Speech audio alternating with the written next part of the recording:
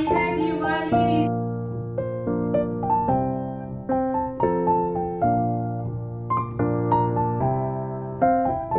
হচ্ছে কালী পুজো, তো শুভ দীপাবলি বন্ধুরা। তোমাদেরকে অনেক অনেক ভালোবাসা, প্রীতি, শুভেচ্ছা জানিয়ে আজকের আর একটি নতুন ব্লগ আমি শুরু করছি। দীপাবলি মানেই হলো আলোর দেবীর আরাধনা। তো আজকে কিন্তু কম বেশি প্রত্যেকের বাড়িতেই দেখবে মোমবাতি হোক, টুনি লাইট হোক দিয়ে কিন্তু সাজায়। মোমবাতির থেকেও টুনি লাইট বেশি সাজায়। আর সকাল সকাল দেখো আমি এতগুলো জিনিস কিন্তু পুরো হাতে কেচে ধুয়ে মেলে দিয়ে যাচ্ছি। আর আজকে আমি তোমাদের সাথে শেয়ার করব আমার রুম ট্যুর, মানে আলোক দেবীর আরাধনাতে আমি কিভাবে আলো দিয়ে সাজালাম সেটা কিন্তু তোমাদের শেয়ার করব। আর তার সাথে শেয়ার করব আমার পাড়ার ক্লাবের পুজো। আমি তোমাদের একটাই দেখাবো। আর যেদিনকে তোমাদেরকে আমি কোনো স্পেশাল ব্লগ দেখাই সেদিন কিন্তু আগে পিছে কি করি আমি দেখাই না। আজকে ভাবলাম এক ঝলক আমি তোমাদেরকে দেখাই। আর তার আগে বলে দিই, মধুমিতা আমাকে কিন্তু কমেন্টস করছে না কয়েকদিন হলো, বুঝতে পারছি না কি হয়েছে। তো হয়তো তোমরা সবাই ব্যস্ত আছো কালী পুজো নিয়ে। যাই হোক মধুমিতা, তুমি আমার ভিডিও দেখলে কিন্তু আমাকে কমেন্টস করো, কারণ আমি তোমাকে ভীষণভাবে মিস করছি। আর এই দেখো হয়ে গেল আলু, ফুলকপি, মটরশুঁটি দিয়ে রান্না। আর এই যে মানে ভাতটা আজকে দেখো নিয়েছি কিন্তু গোবিন্দভোগ চালের। আমি তো ভেবেছি যে নিরামিষই খাবো, আর দুদিন ধরে আলু ফুলকপি কিন্তু চলছে। ভালোই লাগছে খেতে আমার আলু ফুলকপির ডালনাটা। সেই জন্য দেখো আজকে গোবিন্দভোগ চালের সাথে আলু ফুলকপি মটরশুঁটি দিয়ে করলাম, আর হচ্ছে উচ্ছে ভাজা।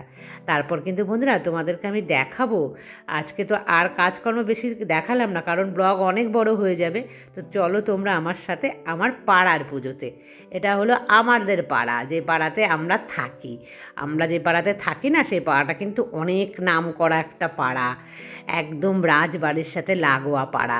যারা এখানের লোকাল তারা জানে যে এই পাড়াটার বিশাল কিন্তু নাম আছে। তবে এবারের পুজোটা একটু ছোট প্যান্ডেল হয়েছে, অন্যান্য বার কিন্তু বেশ বড় সড়ো হয়। তো চলো তোমাদেরকে এক ঝলক আমি দেখাবো, বেশি তো তোমাদের দেখাবো না, কারণ আমরা সবাই কম বেশি ঠাকুর প্যান্ডেল দেখি। তোমাদের ওখানে হয়তো আরও সুন্দর সুন্দর হয়।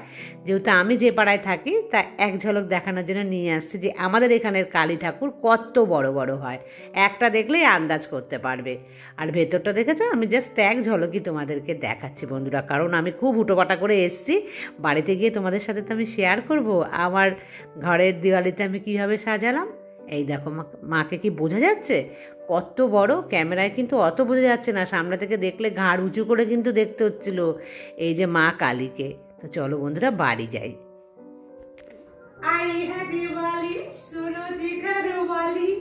শুভ দীপাবলি বন্ধুরা, আশা করছি তোমরা সবাই খুব ভালো আছো আর আমিও বেশ ভালো আছি।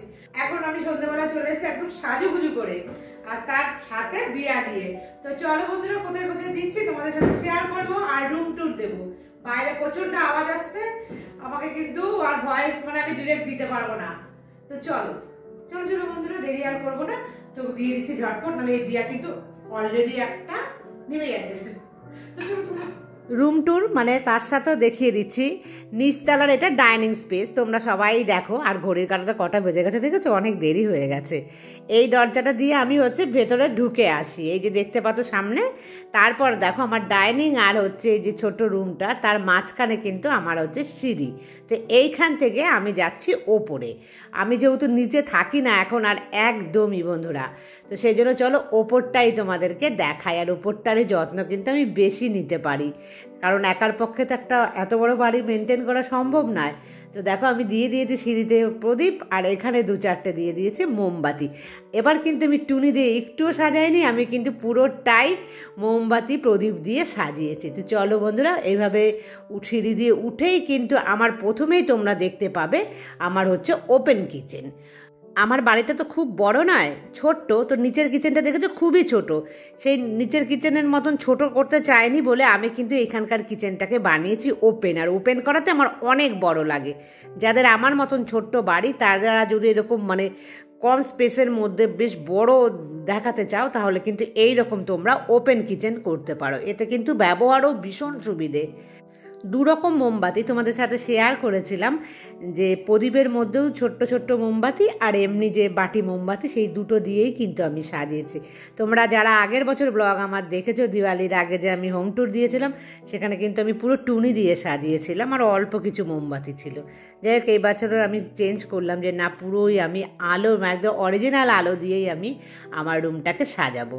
তো দেখো বন্ধুরা, প্রথমে আমি কিচেনকে তো সাজিয়ে নিয়েছি। কিচেনের এখানে দেখো একটা রাউন্ড শেপ আছে আমার, তার পাশেই কিন্তু আমার ডাইনিং। তবে ডাইনিংটাকে আমি খুব বেশি সাজাইনি, আমি সবসময় পছন্দ করি হালকার উপরে রাখতে। তো তোমরা সবসময় হালকার উপরে রাখবে, কারণ অতিরিক্ত সাজালে কিন্তু একদম জ্যাবড়া গিজগিজ দেখতে লাগে।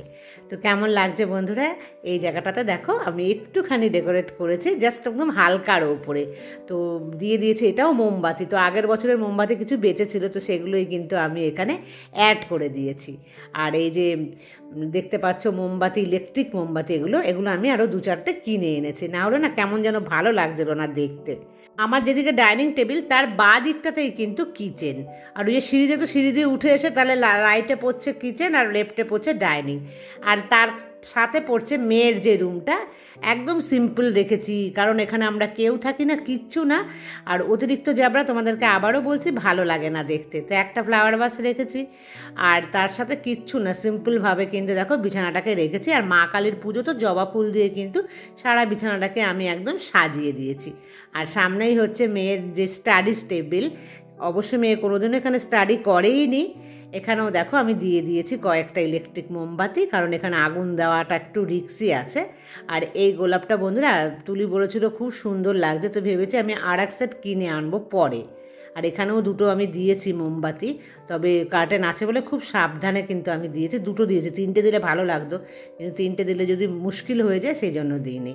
আর তোমাদেরকে দেখাচ্ছি বন্ধুরা, যে মেয়ের যে রুমটা, এই রুমটা থেকে যখন আমরা বেরিয়ে যাব, আমি পুরো ডিটেলসে তোমাদের দেখানোর চেষ্টা করছি। মেয়ের রুম থেকে যখন আমি বেরিয়ে আসলাম, এসে দেখো লেফটে পড়ছে ডাইনিং টেবিল, তো আর রাইটে পড়ছে কিন্তু আমার একদম কিচেনটা, মানে ওপেন কিচেন। দেখতে তোমরা যখন দেখবে সামনে থেকে দেখলেও, আর এখন যখন দেখছো ক্যামেরাতে, তাতেও কিন্তু বেশ বড় লাগছে, কারণ যেহেতু ওপেন, একসাথে প্রচুর লোক আসলেও আমার বাড়িতে রান্না বান্না করতে কিন্তু অসুবিধা খুব একটা হয় না ওপেন থাকাতে।